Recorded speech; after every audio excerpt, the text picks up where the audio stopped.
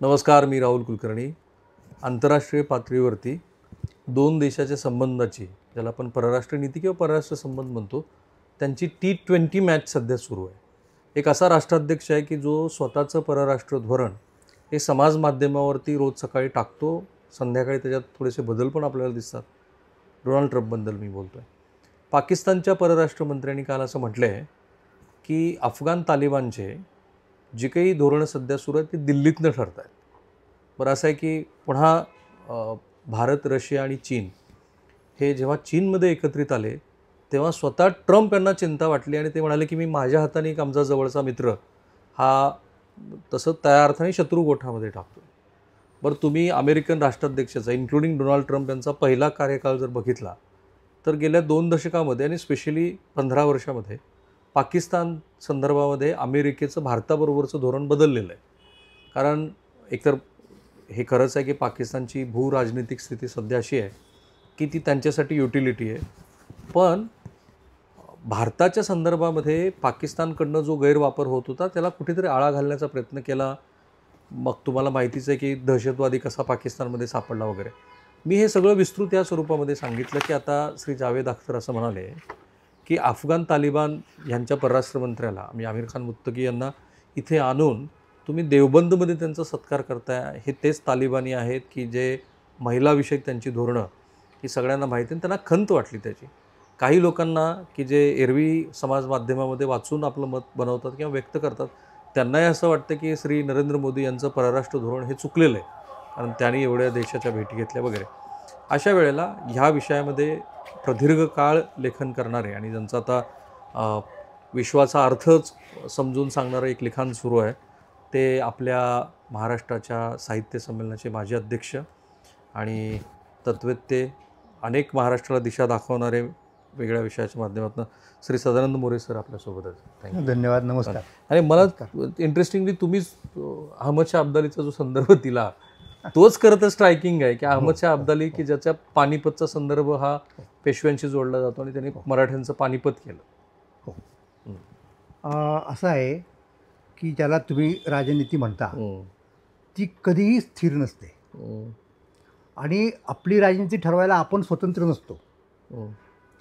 स्वतंत्र असलंच तर कोण असू शकतं की जो देश अत्यंत बलाढ्य आहे, सर्व संपन्न आहे, म्हणजे सर्व समृद्ध, सर्व संपन्न. तर ती परिस्थिती काही प्रमाणात, मी परत काही प्रमाणात म्हणतो, ती खरी नाही, म्हणजे अमेरिकेची आहे. त्यामुळे अमेरिका काही प्रमाणामध्ये तिला हवं तशा काही गोष्टी करू शकते. तर तिचा प्रभाव इतका आहे की त्यानुसार इतर लोकांना आपलं धोरण ठरवावं लागतं. म्हणजे अमेरिकेने जर धोरण बदललं आणि आम्ही आमचं नाहीच बदललं असं जर ठरलं, असं म्हटलं आपण, तर ते आपल्याला अल्टिमेटली त्रासदायक होणार आहे. आणि त्यामुळं हा जो परवाचा प्रकार घडला ते अफगाणिस्तानचं तालिबानी सरकार, म्हणजे आपण तालिबान नंबर 2 म्हणायचं त्याला. एक हे अगोदरचं होऊन गेलेलं. हां, ते जास्त मूलतत्ववादी होतं.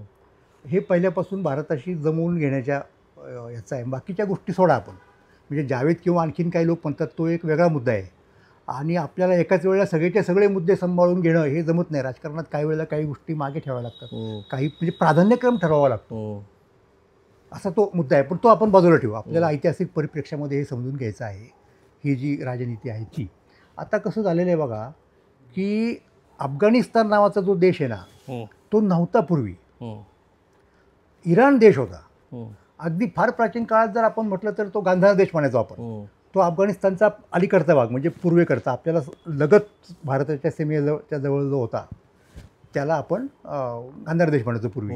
मग ती गांधारी वगैरे, महाभारत, शकुनी महाभारत, त्या इतक्या लांब आपल्याला जायचं नाही. आपण थेट कुठेही आता, आपण थेट शिवाजी महाराजांच्या काळामध्ये. शिवाजी महाराजांच्या काळात काय झालं होतं माहिती आहे का, की अफगाणिस्तान म्हणजे काही तो जो भाग, विशेषतः काबूल आणि कंदहार हा जो सुभा आहे, 22वा सुभा मोगल साम्राज्याचा होता, तो काही काळ इराणच्या ताब्यामध्ये होता, काही काळ मोगल सल्तनतीमध्ये होता.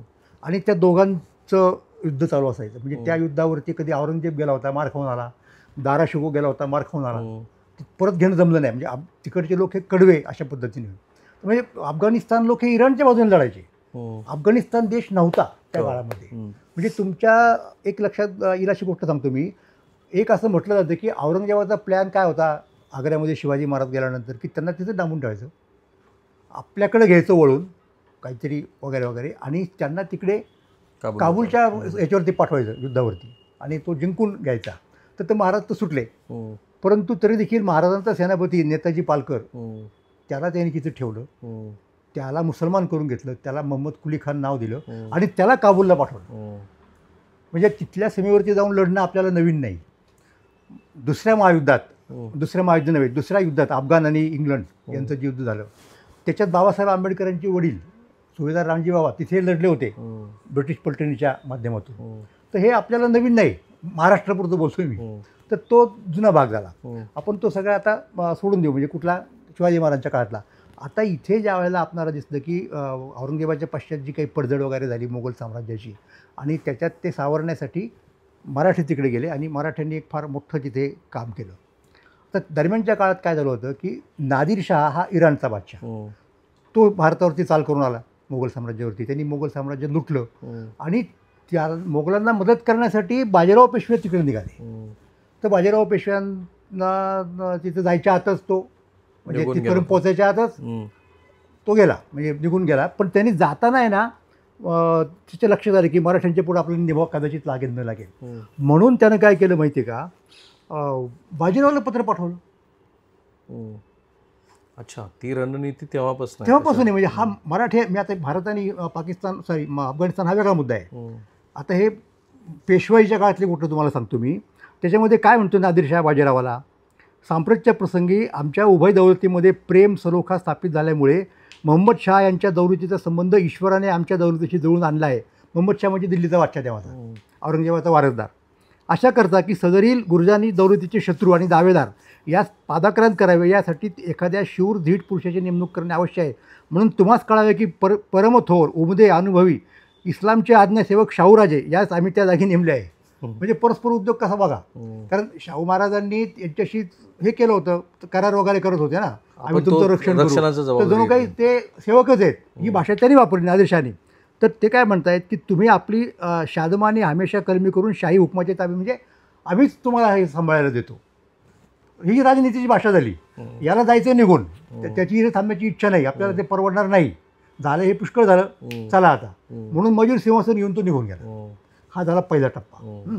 आता दुसरा टप्पा काय आहे, दुसरा टप्पा असा आहे की गेल्यानंतर त्यांच्या सैन्यात बंडळी झाली नादिरशाहच्या, आणि त्याचा खून झाला. आणि त्यावेळेला अहमद शाह अब्दालींनी, की जो नादिरशाह बरोबर पहिल्यांदा आलेला आहे भारतात हिंदुस्थानामध्ये, आणि मग त्यांनी अफगाणांचं राज्य स्थापन केलं. तर अफगाणिस्तानचा हा निर्माता आहे स्वतंत्र राज्याचा. आणि तेव्हापासून मग आपल्याला कल्पना आहे की दिल्लीवर त्यांनी स्वारी केली वगैरे वगैरे, आणि मग मराठ्यांचा आणि त्यांचा करार झाला होता. ते मराठी तिकडे गेले. तर पहिल्यांदा राघोबादादा गेला, पानिपतची लढाई हा नंतरचा मुद्दा झाला. आणि राघोबादादा गेल्यानंतर त्यानं अब्दालीच्या लोकांना हाकून लावलं. आपण आटके पार झेंडे इथे येतो. मग अब्दाली परत आला. मग ती पानिपतची लढाई झाली. पानिपतची लढाई झाल्यानंतर सुद्धा काय म्हणत होता अब्दाली मराठ्यांना, की आम्हाला सरहिंदपर्यंत म्हणजे सतलजपर्यंत आमच्याकडे राहू द्या, बाकी हिंदुस्थान तुम्ही सांभाळा. मराठी तयार नव्हते. त्यांचं म्हणणं होतं की काबूल कंदार आमचाच आहे.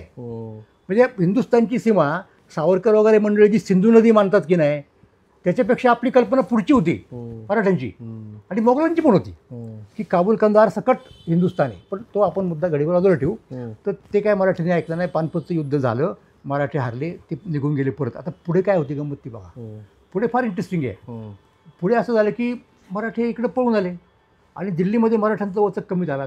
तरीसुद्धा अब्दालीच्या लक्षात आलं की जर आपल्याला हे नीट लावून द्यायची असेल व्यवस्था, तर फक्त मराठी करू शकतात, आणि त्यांनी ते केलं पाहिजे, नाही तर परत ते एकजूट होऊन आपल्यावरती देतील स्वारी करून. म्हणून त्यानं काय केलं माहिती आहे का, त्यानं चक्क मराठ्यांना ऑफर दिली की तुम्ही परत दिल्लीमध्ये या आणि हे सांभाळा सगळं. मराठ्यांचा त्यावेळेचा वकील बापूजी महादेव हिंगणे, त्यानं पत्र लिहिलेलं आहे की तो त्यांचा एक शाहवली नावाचा होता त्यांचा वकील. तर त्यांनी यांच्याशी बोलणं केलं दिल्लीमधल्या, आणि तर त्याच्याबद्दलची पेशवा दप्तरातली नोंद मी तुम्हाला सांगतो की बापूजी महादेव जाऊन भेटले. त्यांनी शाहवली खानाच्या मार्फत स्वामींच्या म्हणजे पेशव्यांच्या एकोप्यास्तव सफाईच्या गोष्टी केल्या, खातरजमा केली की शहाने स्वदेशी कूच करावे, परत जावं. हां, आम्ही श्रीमंतापाशी सुलूक व दोस्ती करून देऊ, तुम्ही आपला मातब्बर आम्हाबरोबर देणे शाह खानाने मान्य केले व त्याचा चुलत भाऊ याकूब खान या स्वामीकडे पाठवण्याचे मुक्तवर केले, म्हणजे पुण्याला. नानासाहेब पेशवे होते तेव्हा सुरुवातीला. आणि त्याचा चुलत भाऊ याकूब खान मुक्तवर केले. शहाचे रुबरू करार होऊन तो दरकूच परत गेला, म्हणजे अहमद शाह परत गेला मराठ्यांना परत बोला असं सांगून. दिल्लीत कोणी मराठा सरदार नाही सबब गंगाधर तात्यात बोलवून घेतले. शाह खानाचे सर्व गोष्टीचा अखत्यार स्वामींचा ठेवून प्रयाण केले. हा प्रकार स्वामीस मान्य असेल तर याकूब अली खानास खातरजमीची पत्रे पाठवावी आणि त्यास हुजूर बोलावून हिंदुस्थानचा बंदोबस्त करण्यास स्वामी समर्थ आहे. म्हणजे ही हिंदुस्थानचा बंदोबस्त करा ही ऑफर अब्दालींनी मराठ्यांना दिलेली आहे, कारण दुसरं कोणी करू शकत नाही. मग त्याप्रमाणे तो नानासाहेबांच्यापर्यंत आला. बरं का. तर स्वतः हा त्यावेळेला लाहोरला गेला होता अहमद शहानी नानासाहेबाला पत्र दिलं आणि नानासाहेब निघाले होते सैन्य घेऊन परत पानपत्त हे घ्यायला बदला घेण्यासाठी. त्याने येऊ नये परत. बघा काय ते तुमचे आमचे वैर असायचे कारण नाही. कोण म्हणतोय? अब्दाली. कोणाला? नानासाहेब पेशव्यांना. तुमचे पुत्र विश्वासराव व बंधू भाऊसाहेब युद्धात मारले गेले, त्यास आमचा नाईलाज होता. भाऊसाहेब युद्धात उभे राहिले तेव्हा आम्हासही आमच्या बचावासाठी लढणे प्राप्त झाले, तथापि ते मारले गेले यावर आम्हास खेद होतो. दिल्लीचा कारभार आपण पूर्ववत चालवावा त्यास आमची हरकत नाही, मात्र सतलज पावेतूरचा पंजाबचा प्रदेश आपण खुशीने आमच्याकडे असू द्यावा. शहा आलमात बादशाहीवरती ठेवावे आणि झालेल्या गोष्टी विसरून पुढे आपला आमचा स्नेह कायमचा राहावा. आमची मनापासूनची इच्छा आहे ती आपण पूर्ण करावी. आणि मग त्यांनी वकील पाठवला. वकिलाबरोबर वस्त्र वगैरे मानाची ती पाठवली नानासाहेबांच्याकडं. त्यावेळेला नानासाहेब माळव्यात पोचले होते, त्यांनी ती पोचवली वकिलांनी. पण नानासाहेब तिथेच परत आले वगैरे, वारले, ते सोडला आपण विषय. आता पुढचा मुद्दा जास्त इंटरेस्टिंग आहे. मधल्या काळात नानासाहेब गेल्यानंतर पानिपतच्या धक्क्यातून सावरलेच नाहीत ते. थोरल्या माधवराव गादीवरती आले. थोरल्या माधवरावाकडे यांनी काय केलं माहिती आहे? एक वकील पाठवला, त्याचं नाव गुलराज अब्दालींनी. वस्त्र ते आलंच. आणि बघा आता काय झालं. दरम्यान नानासाहेब आले, कालवश झाले वगैरे वगैरे वगैरे. मग अब्दाली आणि हिंगणे, बापूजी हिंगणे यांची भेट झाली. आणि मग पुढे नूतन पेशव्याला शुभेच्छा देण्यासाठी म्हणजे माधवरावाला अब्दालींनी काय मान मरात नजराना करून तो वकील पाठवला, बरं का. आणि करार झाला की त्या दोघांचा माधवराव पेशवेने सुद्धा त्यांचा सत्कार केला आणि त्यांना वस्त्र वगैरे पाठवली वकिलाच्या मार्फत. आणि एक हत्ती दिला नजराना, छोटा एक बजरगज. हो. आणि तो घेऊन तो तिकडे गेला. तो आनंदराज वगैरे त्याचं नाव. नानासाहेबाच्या वेळेला अंमल होता तसंच करावं, तर त्यासाठी 5,000 रुपये खर्च झाला माधवराव पेशव्यांना. म्हणजे किती राजनीती चंचल असते बघा. म्हणजे ज्याने काही वर्ष पण झालं असेल जिथे 80,000 बांगड्या फुटल्या, त्याच्या वर्षाच्या आत इकडे माधवरावांच्याकडे पानपतवरून तिकडं अब्दालीचे लोक येतात अफगाणिस्तानाचे, सांगतात की तुमचं आमचं काही नाही, मिटून घ्या, झालं गेलं ते विसरून जाऊ. आणि हा आमचा तुम्हाला नजराना, तुम्हाला शुभेच्छा तुमचा कारभार पाहण्यासाठी, हिंदुस्थानचा कारभार पाहण्यासाठी. तर हे आपण समजून घेतलं पाहिजे. थोडक्यात असं दिसतं आहे म्हणजे आत्ताच्या परिप्रेक्षात पण की जे पाकिस्तानचे परराष्ट्र मंत्री म्हणाले, जर ते आपल्या परिप्रेक्षात बघितलं तर ते शत्रूचा शत्रू तो मित्र. आता ह्या न्यायाने सगळं चाललंय असं तुम्हाला म्हणायचं? काही प्रमाणामध्ये ते राजनीतीचं फार जुनं सूत्र आहे. तुम्हाला ते कौटिल्यच्या मध्ये सापडेल, सगळीकडे सापडेल, त्याच्यात काही गैर नाही ते चालण्यामध्ये. पण शेवटी आपलं हित आपण पाहायचं असतं ना. आणि ते जर समजा याच्यातनं होत असेल तर आक्षेपाचा मुद्दा नाही. हे जे काही लोक किंवा जे अगदी विचारवंत नाही आहे तरी साधारणतः कोणाला तरी ते बघून विचार बनवतात किंवा ज्यांना तुमचं माझं बोलणं ऐकून काहीतरी विचार बनवायचं, तर अशा लोकांच्या दृष्टीनं हे जे आंतरराष्ट्रीय पातळीवरचे संबंध इतके फ्लक्च्युएशन दिसत आहेत, तर ह्यामागं तुम्ही त्याचं कसं? नाही, मी तुम्हाला फक्त हे तर सांगितलेलंच आहे. तुमच्याही प्रश्नाचं उत्तर देतो. आणि स्वातंत्र्य लढ्यात अफगाणिस्तानचा आपला काय संबंध आला ते मी तुम्हाला सांगायलाच पाहिजे. सांगायलाच पाहिजे. पण आत्ता हे सांगतो कसं आहे माहिती आहे का, की आता 2 प्रकार त्याच्यामध्ये आहेत. एक भारताने स्वीकारलेली मूल्य, धर्मनिरपेक्षता, आम्हाला महिलांचा सन्मान वगैरे वगैरे वगैरे. आता याचा अर्थ असं नाही होऊ शकत नाही की तुमचा ज्याच्याशी संबंध येईल त्या प्रत्येकाला तुमची सगळीच्या सगळी मतं मान्य असतील, असं होऊ शकत नाही जगामध्ये. काही फरक असतोच ना. मग आता प्राधान्य कुठल्या गोष्टीला द्यावा? म्हणजे जावेदच्या बाबतीत मी म्हणेन की ठीक आहे, म्हणजे त्यांना त्यांचं महिलांच्या विषयीचे धोरण वगैरे वेगळे वेगळे तो सोडून दिला विषय आपण. पण आज मी तिला पणाला काय लागलेलं आहे, आज मी तिला महिलांचं धोरण हे पणाला लागलेलं नाही. आज मी तिला राष्ट्राचं भवितव्य पणाला लागलं. हां, आणि राष्ट्रहित महत्त्वाचं. हां. हम्म. आणि तो आता आपण आपल्या देशात ज्या पद्धतीने महिलांना वागवू शकतो त्या पद्धतीने ते लोक वागवत आहेत. ते जगभरची गोष्ट आहे. म्हणजे बाकीच्या लोकांनी त्यांच्याशी संबंध ठेवायचा नाही असं असतं का? तर ह्या गोष्टी तारतम्याच्या असतात. लक्षात घ्या. सगळ्यात जर महत्त्वाचं काय असेल ना राजकारणामध्ये ते तारतम्य. कुठल्या वेळेला कुठल्या गोष्टीला प्राधान्य द्यायचं. प्राधान्यक्रम चुकलं की तुम्ही फसला. तर आत्ता हा प्राधान्यक्रम झालेला आहे आपलं त्या अमेरिकेच्या धोरणामुळं. अमेरिकेने हे जर केलं नसतं तर कदाचित इतकी वेळ कोणाची झाली नसती. पण त्यांनी केलं आहे. म्हणजे ते आपण नजर अंदाज करू शकत नाही. हा झाला दुसरा माझा मुद्दा. आता आपण याच्याकडे येऊ. कशाकडे? स्वातंत्र्य लढ्यातला अफगाणिस्तानचा संबंध कसं झालं माहिती आहे का? तर त्यावेळेचा आपण जर काय त्याला म्हणतो आपण जिओ पॉलिटिकल म्हणजे भूराजनैतिक परिस्थिती पाहिली ना की इंग्रजांनी हिंदुस्थान जिंकला आणि त्यावेळेला तो अखंड हिंदुस्थान होता. तर अफगाणिस्तानच्या सीमा आल्याबरोबर तर पहिल्यांदा पंजाबमध्ये शिखांचं राज्य स्थापन केलं रणजित सिंगांनी. त्यावेळेला रणजित सिंगाचं राज्य आणि अफगाणिस्तान ते दोघांचा संघर्ष होता. तर तिथे रणजित सिंगांनी त्यांना हरवलं. शाह शुजा नावाचा एक होता अफगाणिस्तानचा वंशज खरं तर त्याला परत गादीवरती बसवलं. म्हणजे ते दुसऱ्या लोकांनी बंड करून त्याला बाजूला काढलं होतं. मग रणजित सिंगांनी मदत करून त्याला तिथे ठेवलं. मग त्याच्याकडनं काही त्यांनी गोष्टी घेतल्या वगैरे वगैरे. तो कोहिनूर हिरा होता ना तो तिकडून नेलेला नादिर शहाने तो परत शाह शुजाकडे आला आणि तो रणजित सिंगांनी घेतला. त्याची पुढची स्टोरी ते सोडून द्या. म्हणजे तो काय मुख्य विषय नाही. नंतर इंग्रजांनी पंजाब जिंकला. यांचं राज्य संपवलं रणजित सिंगाचं शिखांचं. म्हणजे आता बॉर्डर्स आल्या. आता ती इतकी क्रुशियल आहे ना. अफगाणिस्तान हा पहिल्यापासून जगाच्या राजकारणामध्ये फार महत्त्वाचा ठिकाण आहे. कारण काय पलीकडे रशिया आहे आणि त्यावेळेला युरोपमध्ये रशिया आणि इंग्लंड यांचं भांडण असायचं आणि सतत रशिया आपल्याला तिकडनं स्वारी करील अफगाणिस्तानातून असं वाटायचं. म्हणून अफगाणिस्तानावरती ताबा ठेवण्यात दोघांनाही स्वारस्य होतं. इंग्लंडला पण आणि रशियाला पण. म्हणजे तुम्हाला आश्चर्य वाटेल बाळशास्त्री जांभेकरांचं दर्पणपत्र आहे त्याच्यात एक बातमी आहे की असा एक कोंबडा आहे तो माणसासारखा बोलतो. आता ही अफवा असणारी फिरत आलेली पण ही बातमी म्हणून आली आणि तो सांगतो की रशिया स्वारी करणार आहे अफगाणिस्तानातून हिंदुस्थानावर. ही कोंबड्याची बातमी आहे. तर तशी त्यामुळं आपल्याला अफगाणिस्तानला ताब्यात ठेवलं पाहिजे. म्हणून एकूण 3 वेळा युद्ध झाली ब्रिटिशांची आणि अफगाणिस्तानची. पण ते जिंकू नाही शकले. तिन्ही वेळेला त्यांना जिंकता आलं नाही. म्हणजे मी नेहमी म्हणत असतो की भारताला त्यांनी हरवलं अफगाणिस्ताननी. म्हणजे भारताला नाही आपल्या मराठ्यांना पानपतमध्ये दुःख व्हायचं फार कारण नाही.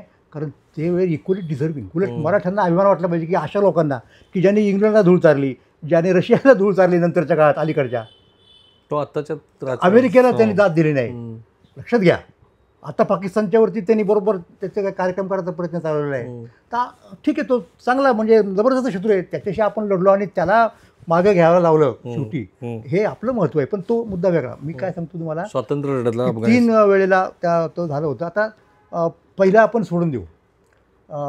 किंबहुना पहिल्यात सुद्धा धरलं पाहिजे ना. त्यावेळेला इंग्लंडमध्ये ॲलन बोरो नावाचा गव्हर्नर होता. त्याच्या आधी ऑकलंड होता.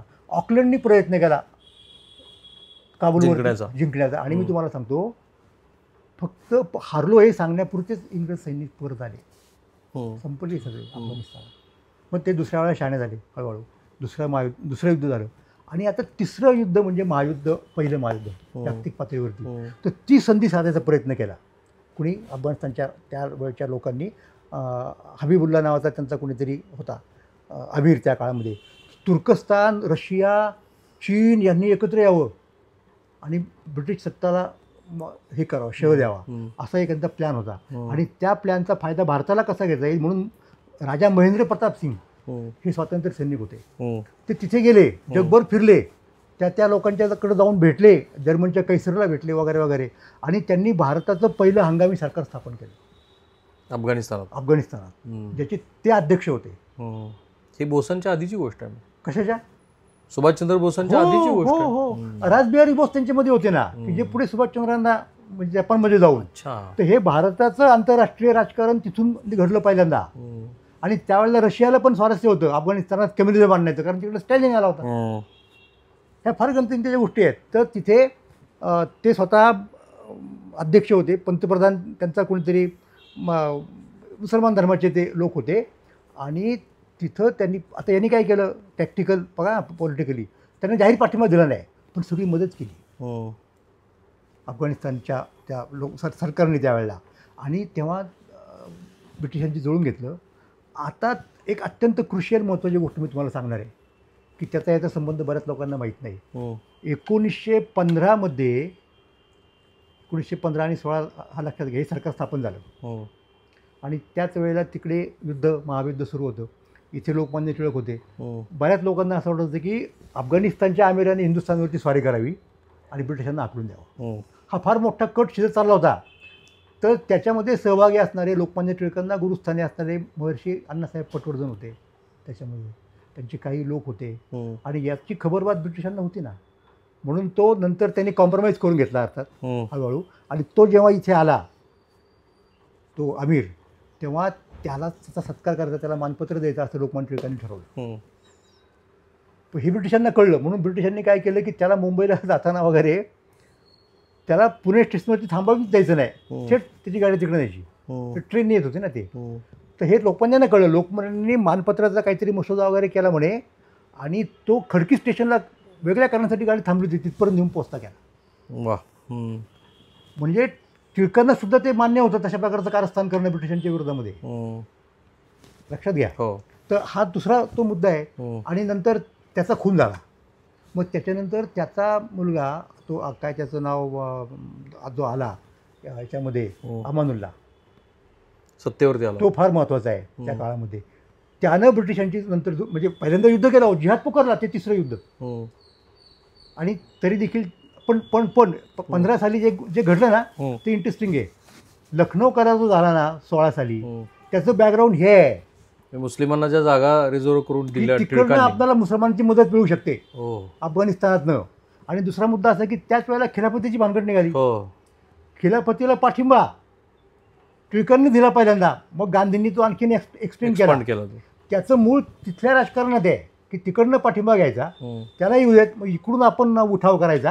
आता त्याच्यामुळे इथल्या काही हिंदुत्ववाद्यांना असं वाटायला लागलं की अरे ते आलं तर तेच आपल्याला खाऊन टाकतील परत, म्हणजे इंग्रज जातील आणि ते येतील, इंग्रज बरे त्यांच्यापेक्षा. म्हणून त्यांनी ते मान्य केलं नाही. किंबहुना नंतरच्या काळात गांधींना दोष द्यायला सुरुवात केली की गांधीजींनी निमंत्रण दिलं, गांधीजी जयचंद आहेत, हे नंतरच्या काळातला डिस्कोर्स आहे बरं का. तर हे लक्षात घ्या. मग तो तिथे आला, कोण, अमानुल्ला. त्यांचं कॉम्प्रोमाइज झालं, तो भारतामध्ये आला. भारतात त्या अमानुल्लाला एक मुलगी झाली, त्याच्या कुठल्या तरी बाईपासून झाली किंवा मुलीपासून, कुणी असेल वाटेल. तर तिचं नाव त्याने ठेवलं हिंदिया. त्या हिंदियाला उद्देशून कवी काव्यविहारी गद्रे यांनी मराठीत कविता लिहिलेली आहे. तर एवढे अफगाणांचा आणि आपलं एवढे संबंध आहेत अहो. त्यामुळे अफगाण आले म्हणजे काय आपण फार भावतळून जायचं वगैरे वगैरे असं काही कारण नाही. ती टिळकांची पॉलिसी आहे ना, ज्या वेळेला जे पाहिजे ते घ्यायचं, त्यांना लिमिटमध्ये ठेवायचं, ते आपलं कौशल्य आहे. त्यांच्याशी कॉम्प्रोमाइजच करू नये, अमुकच करू नये वगैरे वगैरे. तुमच्या घराला जर आग लागली आणि तुमचं शेजाऱ्याचं भांडण असलं, तो पाणी घेऊन आला विझवायला, तू काय म्हणणार, तुमच्या पाण्याने आमची आग नाही विझवायची असं म्हणणार का? असं नाही चालत राजकारणामध्ये. हे जे लोक म्हणतात त्यांना राजकारण कळत नाही, किंवा त्यांचा राजकीय स्वार्थ आहे त्याच्यामध्ये. आता दोन्ही गोष्टी त्यांच्या असू शकतात ना, त्यांच्या आयडिओलॉजीचा स्वार्थ आहे. आता ज्यावेळेस समजा उदाहरणार्थ जर महिलावादी असेल, आपण गृहीत धरूयात, he is a very much feminist, ठीक आहे, म्हणजे मला त्याच्याबद्दल डिस्प्यूट करायचं नाही, तो होऊ शकेल, पण मी नाही करणार. बरं, त्याचं त्याच्यापाशी. आणि आपला तो विषय मुख्य नाही, म्हणून कदाचित त्याला वाटलं असेल की बुवा नाही, हे तो स्त्रियांच्या विरोधामध्ये आहे. तो मुद्दा इथे आत्ता नाही आहे, तो प्राधान्यक्रम तुम्हाला ठरवायचा आहे. त्यामुळे तुमचा या सत्तेला, ज्या कोणत्या पक्षाची जी सत्ता आहे की जो कोणी पंतप्रधान आहेत, त्याचं तुमचं नाही बनत समजा, फाईन ना, तो वेगळा मुद्दा आहे. पण म्हणून त्याची प्रत्येक गोष्ट चुकीची आहे असं जर कोणी पवित्रा घेतला तर तो पॉलिटिकली योग्य नाही असं मी म्हणेन. आणि स्पेशली ऑपरेशन म्हणजे कंधार विमान अपहरण झालं आणि त्याच्यानंतर अझर मसूद सहित दहशतवादी कसे बाहेर आले, तो एक स्वतंत्र भाग आहे. पण आता तुम्हाला सांगतो मी, ऑपरेशन सिंदूर दरम्यान भारताच्या बंद केलेल्या सीमेच्या आतमध्ये केवळ 4 ट्रक आले, आणि ते 4ही ट्रक अफगाणिस्तानमधनं आलेले होते, ज्याच्यामध्ये नट्स म्हणजे त्यांच्याकडचे जे ड्रायफ्रूट्स आहेत ते होते. त्याच काळामध्ये एक बातमी आली की हे जे आत्ता जे अधिकृतपणे भारतात भेटून गेले, तर त्यांच्याशी आपल्या परराष्ट्र सचिवांनी युरोपामध्ये संपर्क साधला. त्या बॅक चॅनलच्या चर्चा तेव्हा आल्या होत्या, पण त्याची ग्रॅव्हिटी किंवा त्याची ह्या 2 देशाच्या संबंधावरती होत असलेली महत्त्वाची घडामोड हे आज दिसते आहे. आता ह्या सगळ्या घडामोडीमध्ये एका दुसऱ्या राष्ट्राला आपल्याला विसरून चालणार आहे, तो आहे पाकिस्तान. TTPच्या माध्यमातून त्याचं असं म्हणणं आहे की भारत हा आता अफगाणिस्तानला इन्फ्लुएन्स करतोय. ज्या पद्धतीची वक्तव्य परराष्ट्रमंत्र्यांनी त्यांच्या इथे केली अफगाण तालिबान, ह्या सगळ्या याच्यामध्ये तुम्हाला काय वाटतं की नाही, हा एक बॅलन्स गेम आहे हो, की? नाही, आता कसं आहे तुम्हाला मी सांगेन हम्म, की जसं इंग्लंडला वाटलं होतं की रशियाचं वर्चस्व असू नये अफगाणिस्तानवर, हम्म. तसं अमेरिकेला वाटत होतं ना. म्हणजे ते आता रशियाचा असू नये तो म्हणून झार होता त्यावेळेला. दीर्घकाळ चालली तो लढाई. झार होता. हो. आता कम्युनिस्ट कम्युनिस्ट नको होते त्यांना. कम्युनिस्ट नको म्हणून अमेरिकेने मदत केली हम्म. अफगाणिस्तानला. ती कोणाच्या मार्फत केली? सगळी ऑब्व्हियसली पाकिस्तानच्या मार्फत केली की नाही. आता चित्र बदललं ना. हम्म. आता कम्युनिझमचा धोका नाहीये, त्याच्यामुळे तो मुद्दा गेला. हम्म. म्हणजे कम्युनिझमची लढायचं नाहीये, ते शीतयुद्ध संपलं. आता वेगळा प्रश्न आहे, तो चीनचा प्रश्न आहे. हम्म. मग ते अमेरिका आणि चीन यांना काय एकमेकांशी करायचं ते करू दे. हम्म. त्याच्यामध्ये आपण आपला स्वार्थ पाहायला पाहिजे ना. हम्म. त्यामुळे जे काही घडतंय हम्म. ते आपण वेगळ्या पद्धतीने पाहिलं पाहिजे, आपल्या पॉईंट ऑफ व्ह्यूने पाहिलं पाहिजे. आपला एक स्वतःचा वेगळा दृष्टिकोन असला पाहिजे. हम्म. आपला दृष्टिकोन हा ना रशियाचा दृष्टिकोन असू शकतो, ना अमेरिकेचा असू शकतो, ना चीनचा असू शकतो. हम्म. आणि प्रत्येक माणूस समोरचा जो कोणी असेल तो कधी मित्र असू शकतो, कधी शत्रू असू शकतो. हम्म. हे राजकारणात गृहीत धरलं पाहिजे ना आपण. ते गृहीत धरले मला वाटतं भारत सरकारने, राईट. आणि त्याच्यामुळं ते होते. पण एक गोष्ट जी आता ही काही राजकीय विचारधारेच्या अनुषंगाने केलेलं विश्लेषण नाही ना, ते सर करतायत ना मी करतो. पण एक तर खरं आहे की पंतप्रधानांनी गेल्या 10 वर्षामध्ये अनेक राष्ट्रावरचे संबंध सुधारण्याचा प्रयत्न केला. जी काही जिओ पॉलिटिकल सिच्युएशन इथे पण दिसते आपल्या साऊथ एशियामध्ये, आणि आंतरराष्ट्रीय पातळीवरती पण संबंध जे दोन राष्ट्रातले होते किंवा दोन समूहातले होते, अगदी युरोप आणि अमेरिकेचे किंवा इस्रायल आणि अमेरिकेचे, मध्यपूर्वातले आणि अमेरिकेचे संबंध, ह्याच्यामध्ये खूप सिग्निफिकंट चेंज होताना दिसतात. तर अशा वेळेला पंतप्रधानाच्या मधल्या काळातल्या सगळ्या परराष्ट्रविषयक धोरणांचं आणि संबंधाचं तुम्ही कसं विश्लेषण कराल? नाही, कसं आहे की आपण ज्या परिस्थितीमध्ये धोरण ठरवतो ना, ती परिस्थिती महत्त्वाची आहे. तिचं आपल्याला वाचन, तिचं इंटरप्रिटेशन करता आलं पाहिजे. त्या सगळ्या परिस्थितीमध्ये अमेरिकेच्या बदलत्या भूमिकेमुळे क्वालिटेटिव्ह फरक पडलेला आहे. लक्षात आला का मुद्दा? जसं ते एखादा तो लोहचुंबक असतो आणि त्याच्या शेजारी काहीतरी आपण लोखंडाचे कण टाकले तर एक काहीतरी पिक्चर तयार होतं. बरोबर आहे. तो चुंबक तिथून हलवला आणि दुसरीकडे ठेवला तर चित्र बदलतं ना ते. तसं आहे ते. आज 2 ध्रुव आहेत राजकारणाचे जगाच्या, एक चीन आणि एक अमेरिका. आता त्यातल्या एकाने जरी आपलं धोरण बदललं ना तरी त्याप्रमाणे तुम्हाला तुमचं धोरण बदलून घ्यावं लागतं. त्यामुळे शत्रुमित्र विवेक ज्याला म्हणतो आपण ना राजकारणामध्ये, तो कायमचा नसतो. त्या परिस्थितीप्रमाणे धोरण बदलावं लागतं. आणि ते जर समजा बदललं असेल तर केवळ ते धोरण बदललं म्हणून त्याच्याबद्दल तक्रार करायचं कारण नाही. त्याच्या पाठीमागचा विचार काय आहे, त्यांनी सुद्धा काहीतरी भविष्यकाळाचा विचार केला असेल ना. मोदी म्हणजे काय कोणी व्यक्ती धोरण ठरवतात असं थोडंच आहे. त्यांची यंत्रणा असते, त्यांचे स्ट्रॅटेजिस्ट असतात, आपलं सगळं सैन्य दल आहे, काय त्यांचं थिंक टँक वगैरे म्हणतात अलीकडच्या काळात, ते पण असणारच ना. पण मग ह्या सगळ्यामध्ये लुक ईस्ट पॉलिसी जी होती किंवा आता अमेरिकेचं सुद्धा आपल्याकडे एकतर आपण त्यांची अशी भूमिका आहे, ती कालही मी त्यांच्या डोनाल्ड ट्रम्प यांच्या खूप जवळच्या व्यक्तीने मांडलेली मी बघितली, की आता जग हे पोलराईज झालं पाहिजे आणि तुम्ही एक कुठली तरी भूमिका घ्या, असा जो अमेरिकेचा आग्रह आहे. त्या कॉन्टेक्स्टमध्ये अलीकडे अमेरिकेबरोबर आपला फार जास्त झुकाव आहे असं दिसत होतं. हो. आत्ता असं दिसतंय की ट्रम्पच्या ह्या सगळ्याच्या नंतर त्याही गोष्टीची खूप उलटी चर्चा सुरू झाली. म्हणजे फरीद झकेरियासारखा एक चांगला राजकीय विश्लेषक आणि जो अमेरिकेचं ॲडमिनिस्ट्रेशन खूप चवळून बघतो, तोही म्हणतोय की माझी चूक झाली की मी असं म्हणत होतो की भारतानं अमेरिकेकडे पूर्णपणे झुकलं पाहिजे. तर ह्या परिप्रेक्षामध्ये अमेरिकेचं हे जे बदलतं धोरण आहे त्याच्यात भारत अमेरिका संबंध कुठे पाहत होते? नाही, ते तर काही प्रमाणात बिघडलेले आहेत आता आणि ते बिघडणार. त्याला तुम्ही काय करणार? म्हणजे अमेरिकेने कसंही धोरण ठेवलं आणि तरी आपण त्यांच्याप्रमाणे झुकत जायचं, करत जायचं, हे योग्य नाही.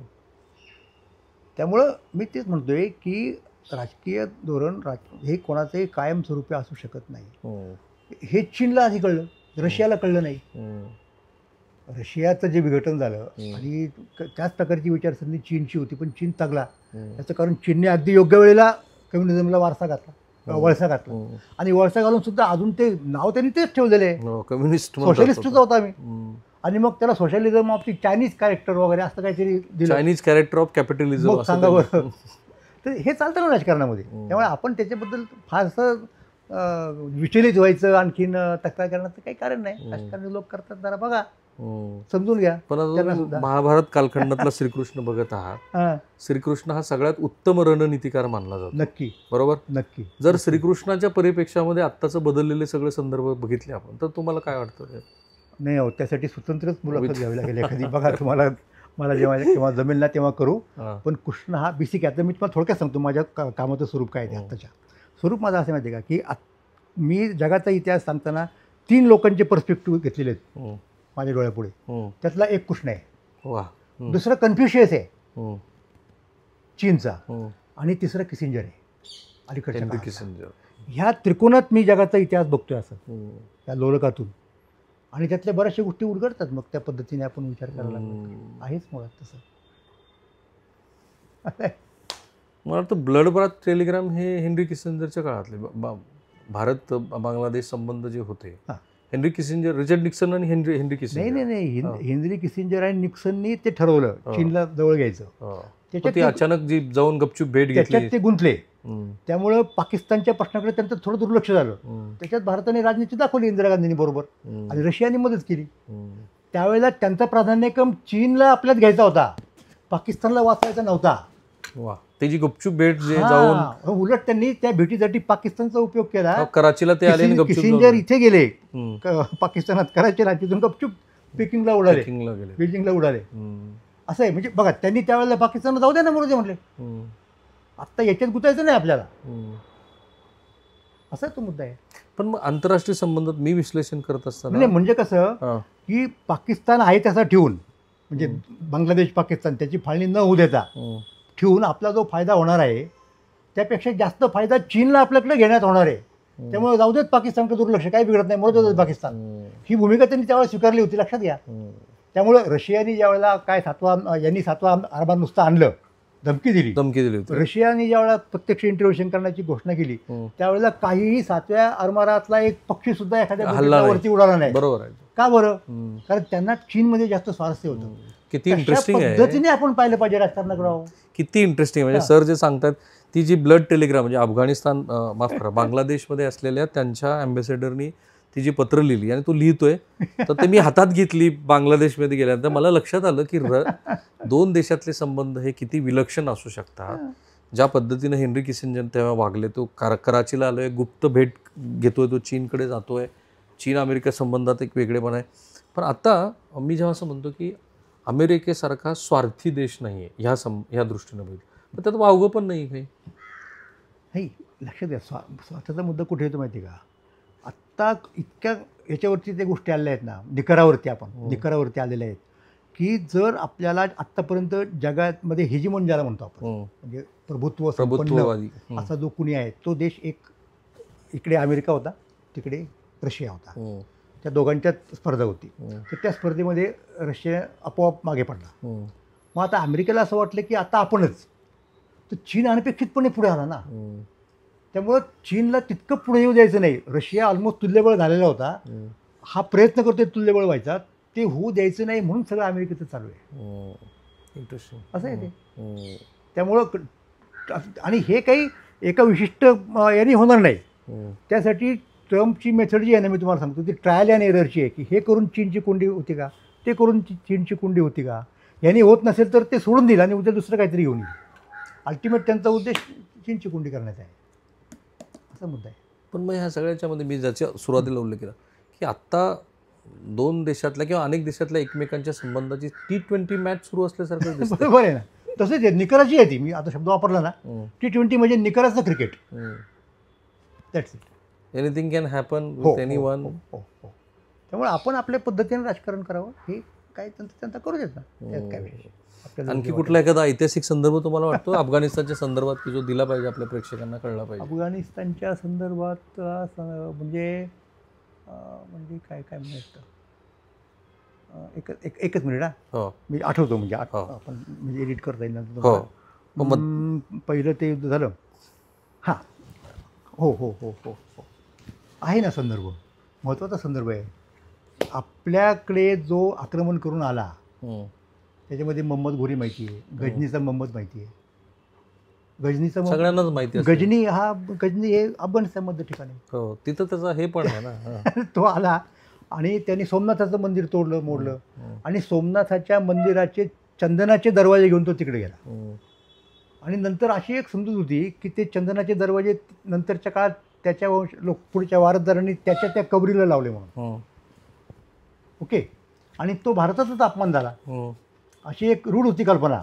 आता मजेची गोष्ट अशी आहे की ज्या वेळेला एलन बरो, मगाशी मी नाव घेतलं की नाही, हा पहिल्या पर्वातला कंपनी सरकारचा गव्हर्नर होता, तर त्यांनी पहिलं युद्ध केलं. झालं म्हणजे पहिल्यांदा ऑकलंडनी केलं, पण ऑकलंडनंतर हा आला. तर त्याला काय वाटलं माहिती का, की भारतामधल्या हिंदूंची आपल्याला सहानुभूती मिळाली पाहिजे, कारण ते याच्यात आहेत, मेजॉरिटी आहे, मुसलमान कमी आहेत आपल्या देशामध्ये. हां, मग काय करायला पाहिजे, हिंदूंच्या भावनांना सुखावण्यासाठी त्यानं ते दरवाजे इकडे आणायचं ठरवलं भारतात, वा, सोमनाथाचे. आणि अख्ख्या भारतात फिरवून, म्हणजे जसं आपण तो राम जन्मभूमीच्या वेळेला ते रथ फिरवला की नाही, तसा रथ अख्ख्या भारतातनं फिरवायचा आणि शेवटी सोमनाथला जाऊन ते दरवाजे लावायचे, असा त्याचा प्लॅन होता. इतकी मोठी रणनीती होती. आणि त्याप्रमाणे त्यांनी केली ना कारवाई, आणले ते. तर त्याच्या या कारवाईला इंग्लंडमधनं विरोध झाला. इंग्लंडच्या पार्लमेंटमध्ये प्रश्न उत्पन्न झाले की काही झालं तरी शेवटी मुसलमान धर्म हा ख्रिश्चन धर्माच्या बाजूचा आहे, म्हणजे एका परंपरेत सेमिटिक आहेत, मूर्तीपूजा न मानणारे वगैरे वगैरे वगैरे. जेरुसलम. तर त्याच्या विरोधामध्ये तुम्ही हिंदूंना मूर्तीपूजकांना कसं काय हे करता, असं त्याच्यावरती आक्षेप घेतले गेले एलिन बरोवरती. पण त्यांनी ते आणले. लक्षात घ्या, अनफॉर्च्युनेटली पुढे असं झालं की ते दरवाजे बनावट आहेत असं नंतर सिद्ध झालं, त्याच्यामुळे त्याचा कार्यक्रम बारगळला. त्यामुळे भारत आणि Afghanistan. Sir, thank you so much. ते वेळेची कमतरता आहे, पण अत्यंत कमी वेळेमध्ये सरांनी हे जे अफगाणिस्तान संबंध आहेत तितके छान उलगडून दाखवलेत. आणि त्या उलगडून दाखवण्यामागचा हेतू एवढाच आहे की दोन देशातले संबंध हे स्वतःच्या राष्ट्राच्या हिताच्या परिप्रेक्षात. एक फार महत्त्वाचं पुस्तक, the return of the king, दारिम पर्णी. शहासुद्धा परत कसा आला, त्याला डिपोर्ट केलं होतं त्या याच्यातून, सिंहासनावरून, रणजित सिंगाच्या. त्याच्यावर अप्रतिम पुस्तक आहे, सगळं संशोधन करून केलेलं. वा. विल्यम दारिपल्ली. ते जरूर बघावं सगळ्यांनी, ते जरूर प्रेक्षकांनी बघावं. आणि सरांचं म्हणणं तेच आहे की भारतीय विचार प्रणाली राबवणे किंवा भारतात विचार व्यक्त करणारे लोक हे आंतरराष्ट्रीय संबंधांना बघत असताना आपल्या राष्ट्राचं हित काय त्याला प्राधान्य द्यायला हवं. त्याचं सगळ्यात मोठं उदाहरण हे अमेरिका आहे. ते काय करते ते एकदा बघा. कॅमेरावर निकेतन भाणे, मी राहुल कुलकर्णी, NDTV मराठी, पुणे.